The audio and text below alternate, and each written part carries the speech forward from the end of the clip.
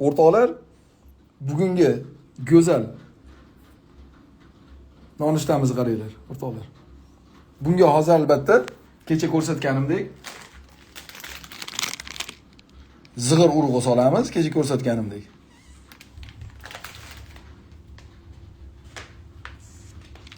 Va koriander urug'idan solamiz, o'rtoqlar.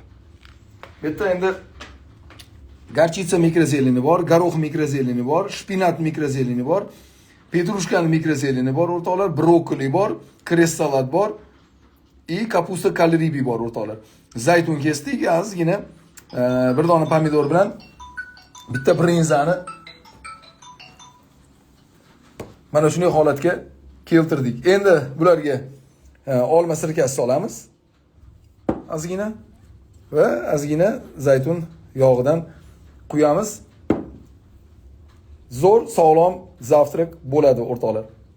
Hammanglarga mana shunday ratsioninglarga mana shunaqa mikro ko'katlarni kiritishni tavsiya qilaman, o'rtoqlar.